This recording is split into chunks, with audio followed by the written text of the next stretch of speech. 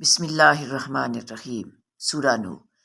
الم ترو کیف خلق اللہ سبع سماوات طباقا۔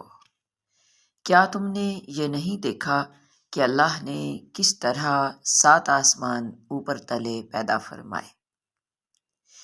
رسول اللہ صلی اللہ علیہ وآلہ وسلم نے ارشاد فرمایا، جو شخص رمضان المبارک میں اللہ سے جنت مانگے، اللہ رب العزت اسے جنت عطا کرتا ہے۔ اللہم انی اسألک الجنہ واعوذ بک من النار۔ تعلق صرف مطلب سے ہوں تو دل بھر جاتے ہیں، اور اللہ پر بھروسہ رکھو اور کام بنانے کے لیے اللہ بالکل کافی ہے۔ سورۃ الاحزاب آیت نمبر 3۔ رسول اللہ صلی اللہ علیہ وآلہ وسلم نے ارشاد فرمایا، تمہارا رب اپنے بندے کی اس بات سے خوش ہوتا ہے جب وہ کہتا ہے کہ اے اللہ میرے گناہ بخش دے، کیونکہ تیرے سوا کوئی اور ذات نہیں جو گناہوں کو معاف کر سکے۔ کسی کی جگہ لینا اور کمی پوری کرنا دو الگ الگ باتیں ہیں۔ جگہ لی جا سکتی ہے لیکن کمی پوری نہیں کی جا سکتی۔ عورت ماں ہو تو احترام کیجیے، بیوی ہو تو عزت دیجیے، بہن ہو تو شفقت کیجیے، اور اگر بیٹی ہو تو فخر کیجیے، اجنبی ہو تو تحفظ دیجیے۔ کچھ راستوں پر منزلیں نہیں ہوا کرتی، ہوتا ہے تو بس دھوکہ، الجھنے اور تضلیل۔ مجھے لگتا تھا کہ انسان کو زندگی کے کسی نہ کسی موڑ پر اپنی غلطی کا احساس ہوتا ہوگا، مگر یوں نہ تھا۔ لوگوں کو پرکھا، سمجھا اور پھر جانا کہ اس دنیا میں اتنی بے حسی ہے کہ اگر ہم اپنا سب کچھ بھی قربان کر دیں تو لوگ یہی ظاہر کریں گے کہ قربانی ان کا حق ہے، اور ہمارے خلوص کا جب زندگی سمجھ میں آنے لگ جائے تو پہلا حق خاموشی کا بنتا ہے۔ حد سے زیادہ پرواہ کرنے والوں کے ہاتھ میں کچھ نہیں آتا، نہ رشتوں کی مٹھاس، نہ ان کا احساس، بس ایک ذہنی فریب سامنے رہتا ہے کہ وہ بھی ہمیں ویسا ہی چاہتے ہیں، لیکن حقیقت بڑی ہی دل خراش ہوتی ہے۔ خوش رہیں، خوشیاں بانٹتے رہیں۔ جب بندہ مخلص ہو تو عزت میرا رب دیتا ہے، اور پھر ایک وقت ایسا بھی آتا ہے جب آپ کو لگتا ہے کہ آپ اکیلے ہی ٹھیک ہیں، کوئی ضد نہیں رہتی، کوئی خواہش نہیں رہتی، اور نہ ہی کسی کا ساتھ چاہیے ہوتا ہے، اور پھر ہم سب باتیں نصیب کے لکھے پر چھوڑ کر مرنے کی آس میں جینے لگتے ہیں۔ سازشیں، غیبتیں اور پیٹھ پیچھے وار، کچھ لوگ بھولے بیٹھے ہیں کہ اللہ تعالیٰ بھی سارا تماشا دیکھ رہا ہے۔ زندگی کی سچائی کو سمجھنا بہت مشکل نہیں ہے۔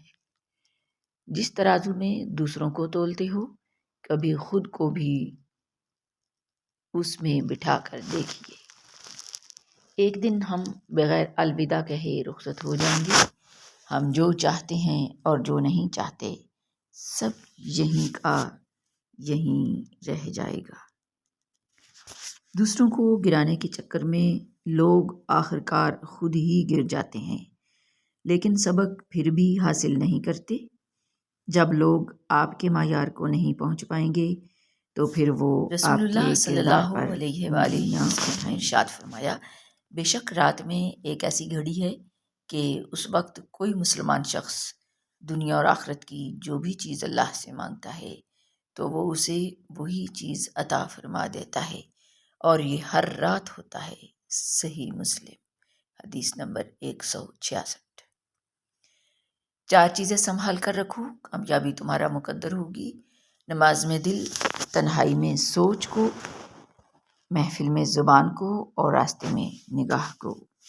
نبی کریم صلی اللہ علیہ وآلہ وسلم نے ارشاد فرمایا، مسلمانوں سچ بولنا اختیار کرو، کیونکہ یہ بہشت کا ایک دروازہ ہے، اور جھوٹ بولنے والوں سے کنارہ کرو، کیونکہ یہ دوزخ کا ایک دروازہ ہے۔ حضرت علی نے فرمایا 3 طریقوں سے پریشانی خوشی میں بدل جاتی ہے۔ خاموش رہنا، خاموش رہنے سے پریشانی کم ہو جاتی ہے۔ صبر کرنا، صبر کرنے سے ختم ہو جاتی ہے۔ اور شکر کرنا، شکر کرنے سے خوشی۔ رسول اللہ صلی اللہ علیہ وآلہ وسلم نے فرمایا بدترین چوری کرنے والا وہ شخص ہے جو نماز میں چوری کر لیتا ہے۔ صحابہ کرام رضی اللہ عنہ نے عرض کیا یا رسول اللہ، آدمی نماز میں سے کس طرح چوری کر لیتا ہے؟ ارشاد فرمایا وہ رکوع اور سجدہ اچھی طرح نہیں کرتا۔ مسند احمد۔ تمہاری وجہ سے اگر کوئی بے سکون ہو جائے تو یاد رکھو کہ تم ظالموں میں سے ہو۔ رسول اللہ صلی اللہ علیہ وآلہ وسلم نے ارشاد فرمایا سب سے پہلے جو چیز انسان کے ترازوئے اعمال میں رکھی جائے گی وہ انسان کا وہ خرچ ہوگا جو اس نے اپنے گھر والوں پر کیا ہوگا۔ بہت زیادہ بولنے والے جب اچانک سے چپ کی چادر اوڑھ لیں تو پناہ مانگنا اس روگ سے جس نے بولنے والوں کو دیوار بنا دیا ہو۔ ایسے ہی کوئی چپ نہیں ہوتا۔ جب درد حد سے بڑھتا ہے تو بولنے کی سکت چھن جاتی ہے۔ منہ میں زبان ہونے کے باوجود انسان بے زبان ہو جاتا ہے۔ جس چیز نے آپ کو تکلیف پہنچائی اسے بھول جائیں، لیکن اس نے آپ کو کیا سکھایا اسے کبھی نہ بھولیں۔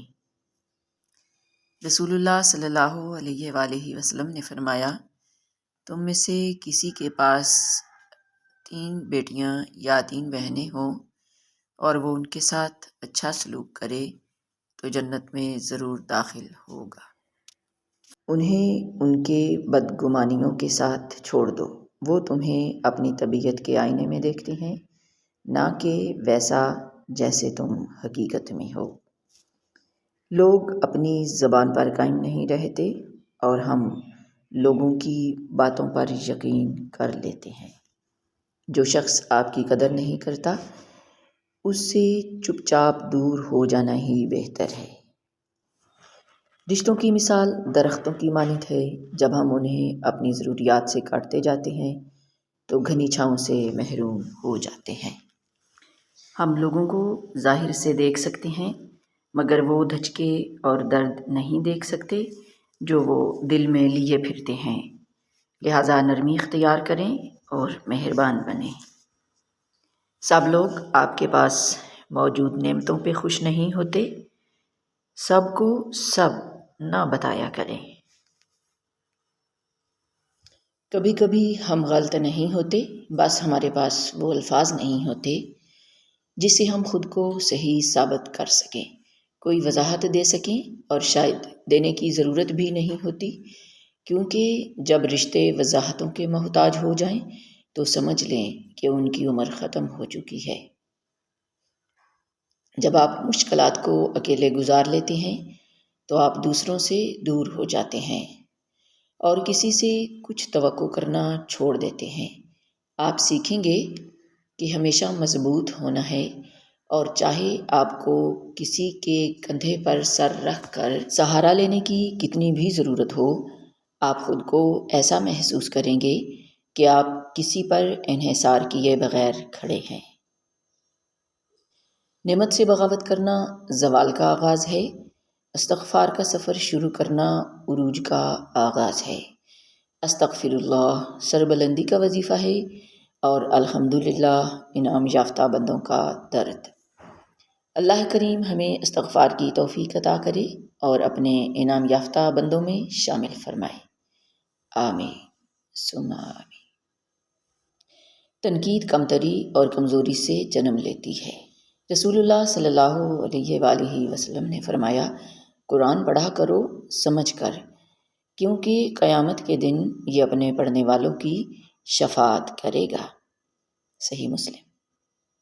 کوشش کریں ہمیشہ زندگی میں بدگمانی سے بچیں۔ کسی کے بارے میں کوئی بھی رائے قائم کرنے سے پہلے ایک دفعہ لازمی تحقیق کر لیں۔ کبھی کبھی انسان کا خود اپنی آنکھوں دیکھا بھی غلط ہو سکتا ہے۔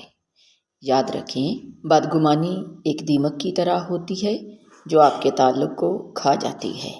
ہمیشہ خوش رہیں اچھے گمان کے ساتھ۔ بانو قدسیہ لکھتی ہیں کہ کبھی کبھی انسان کا خاموش ہو جانا ہی بہتر ہوتا ہے، بجائے اس کے کہ ہم لوگوں کو سنا کر بتائیں کہ ہم کیسا محسوس کر رہے ہیں، کیونکہ یہ عمل اس وقت مزید تکلیف کا باعث بنتا ہے جب لوگ ہمیں سن تو رہے ہوتے ہیں مگر ہمیں ہماری کیفیت، درد، تکلیف کو نہیں سمجھ پا رہے ہوتے۔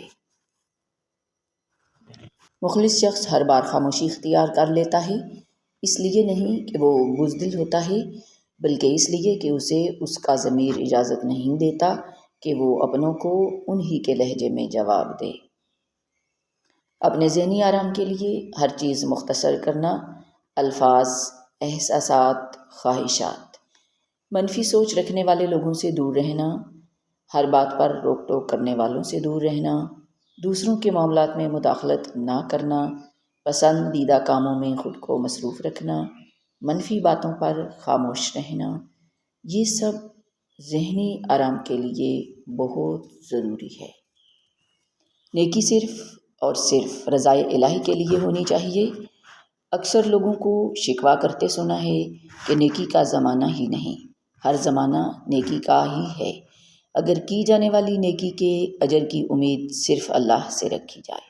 مگر ہم نیکیوں کے اجر کی امید لوگوں سے لگا لیتے ہیں اور پھر نا امیدی پر شکوے کرتے نظر آتے ہیں۔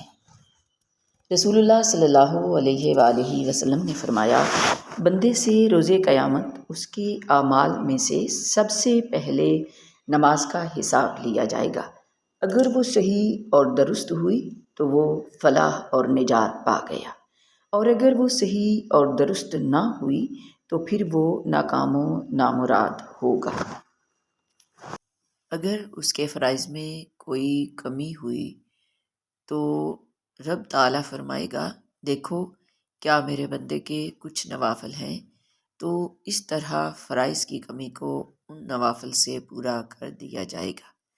مشکوٰۃ المصابیح۔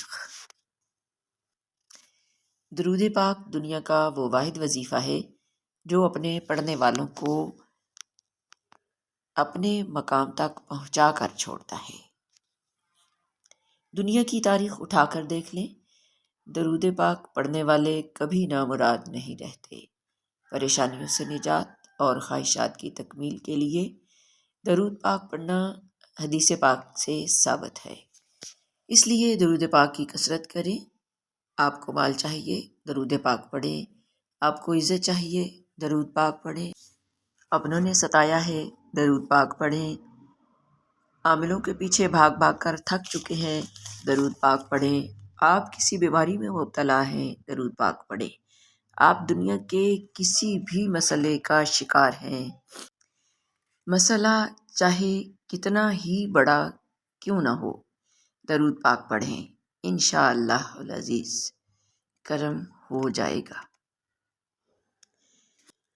سمیع اللہ لمن حمدہ کے بعد کیا پڑھیں؟